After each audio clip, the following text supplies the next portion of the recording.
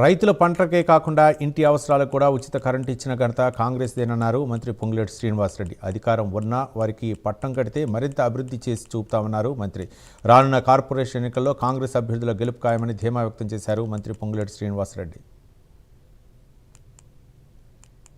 దాంట్లో భాగంగా ఇక్కడ కార్నర్ మీటింగ్లు ఏర్పాటు చేయడం జరిగింది.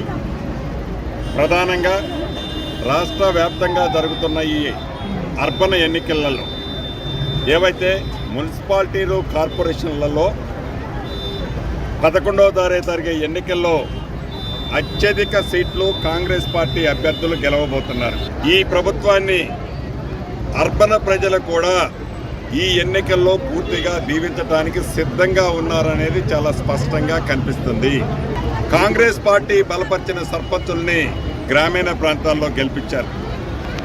అదే రకంగా పట్టణ ప్రాంతాల్లో కూడా 80 నుంచి 85% కాంగ్రెస్ పార్టీ బలపరిచిన అభ్యర్థుల్ని గెలిపిస్తున్నారు. ఆనాటి మాజీ మంత్రులు ఏవైతే అవాక్కులు చవాక్కులు పేలుతున్నారో, ఏవైతే సెమీఫైనల్స్ అంటున్నారో, ఏవైతే మేము 6లు కొడుతున్నామంటున్నారో ఆ 6లు ఏంటో, ఆ సెమీఫైనల్స్ ఏంటో రేపు 13వ తారీఖు నాడు వారికి కనువిప్పు కలుగుద్ది.